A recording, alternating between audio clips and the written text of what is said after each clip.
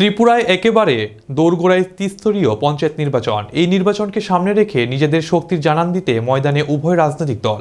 ঊনকোটি জেলায় কুমারঘাট ব্লকের অধীনে 530টি আসনে অনুষ্ঠিত হবে ভোট গ্রহণ। গত শুক্রবার ফটিকরায় বিধানসভায় রাতাছড়ায় নির্বাচনী সভা করে বিরোধী ইন্ডিয়া জোট।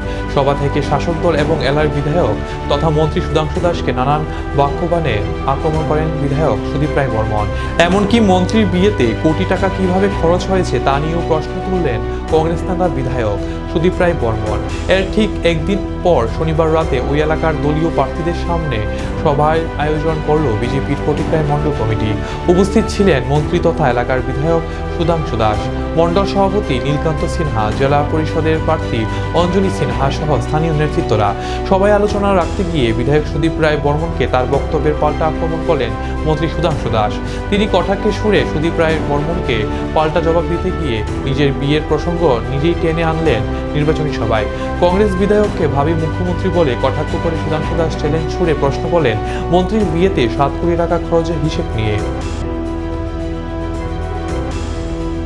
30 বছরের ভাবি মুখ্যমন্ত্রী, আগামী আরো 30 বছরের ভাবি মুখ্যমন্ত্রী, আজীবনের ভাবি মুখ্যমন্ত্রী, বড় নেতা কংগ্রেস দলের, একসময় বড় নেতা তৃণমূল দলের, একসময় বিজেপির এমএলএ মন্ত্রী, তিনি নাকি এখানে এসে বলে গেছেন ভারতীয় জনতা পার্টি দল ভ্যাকসিন নিয়ে কেলেঙ্কারি করেছে। আমার প্রশ্ন, ভারতীয় জনতা পার্টি যদি ভ্যাকসিন নিয়ে কেলেঙ্কারি করে, ভারতীয় জনতা পার্টি যদি ভ্যাকসিন দিয়ে মানুষকে মারে, সেই সময় ত্রিপুরা রাজ্যের স্বাস্থ্যমন্ত্রী কে ছিলেন? 2020 সালে ত্রিপুরা রাজ্যের স্বাস্থ্যমন্ত্রী কে ছিল? 2020 সালে যখন করোনা মহামারী হয় তখন ত্রিপুরা রাজ্যের স্বাস্থ্যমন্ত্রী হিসেবে ছিলেন সুদীপ রায় বর্মন। মনে আছে তো? সুদীপ বাবু কিন্তু স্বাস্থ্যমন্ত্রী তখন, বাবুনি কিন্তু বিজেপি দলের বিধায়ক। ওনার কাছে জিজ্ঞেস করতে চাই, ভ্যাকসিন যদি খারাপ থেকে থাকতো আপনি কেন আপনার শরীরে ভ্যাকসিনটা নিলেন? আপনার পরিবারের মানুষকে কেন ভ্যাকসিন দিতে আপনি বললেন?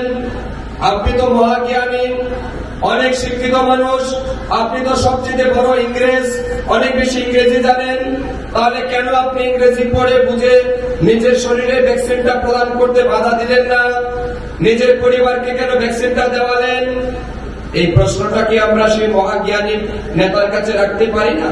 মানুষ জানে না, আমরা পাশের মানুষ, ফটিকরায়ের মানুষ জানে না।